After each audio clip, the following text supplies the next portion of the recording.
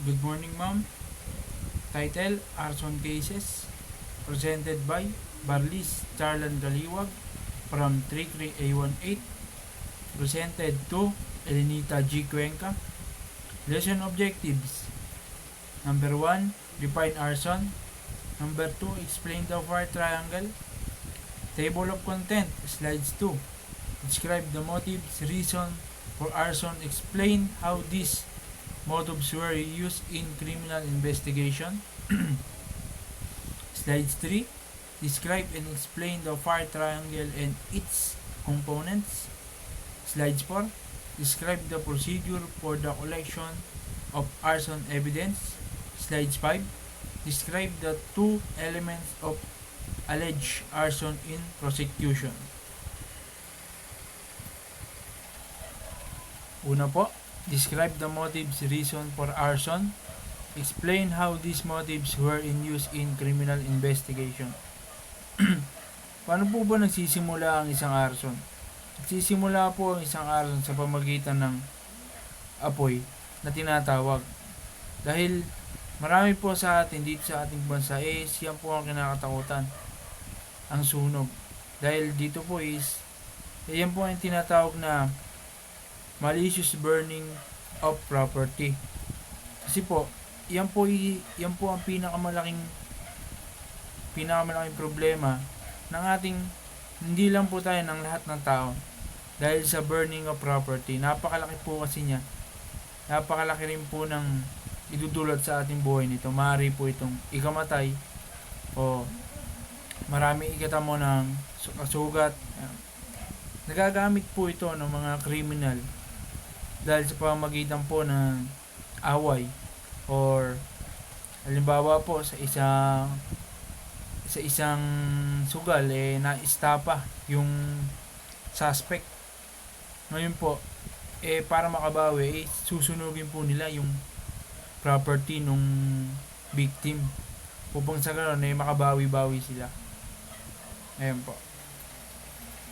Second po, describe and explain the fire triangle and its components. Dito naman po pinapakita kung paano nabubuo ang isang isang fire triangle. Yan po binubuo po ng heat, air, and fuel. Ano po ba yung heat?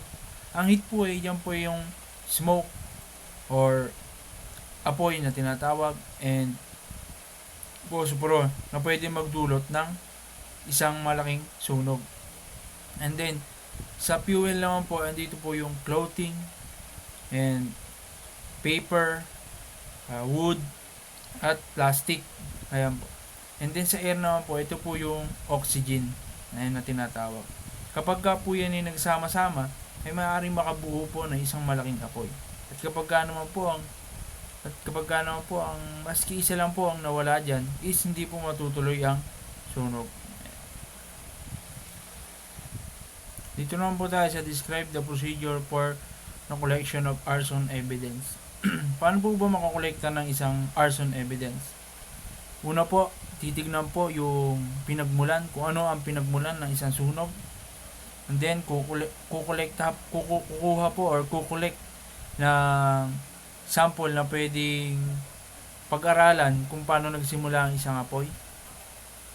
And then maghahanap pa rin po ng marami pang evidence na titignan kung paano ba nagsimula ang isang apoy sa isang crime scene. Kung ito po ba ay sinunog or intentional na sinunog or accidental. And then pagkayari po hahanap pa ng mas matibay pang ebidensya. Ayan po. Then pagkayari po hahanap po sila ng matibay na ebidensya para ma-identify kung halimbawa po napatunayan na intentional ang pagkasunog nito, hahanap ang perpetrator ng isang malinis na ebidensya to identify the crime. Kung gumawa po ba nito kaaway nung suspect or kakaalitan niya, ganun po. Upang sa ganun, makahanap ng isang matibay na ebidensya. Next po is describe the two elements of alleged arson and prosecution. Una po is circumstantial evidence or both. Ito po is yung parang intentional ay hindi po intentional na pagsunog. Halimbawa po yan, sa nakita po ng sasakyan. Nasunog po yung sasakyan. And then yan po, i-examine po yan. Pag-aaralan kung bakit nasunog itong sasakyan na ito, upang sa ganon ay makita kung bakit naging ganon. And then sa criminal act of some person, dito naman po pumapasok po yung parang intentional. Kung makikita po natin sa picture is parang sinusunog niya po yung isang property or bahay. Yan po.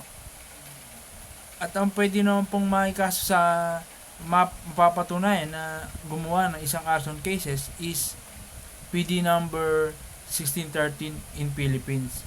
Yan po ang pwedeng ikaso sa isang napatunayan kung bakit niya sinunog yung isang properties.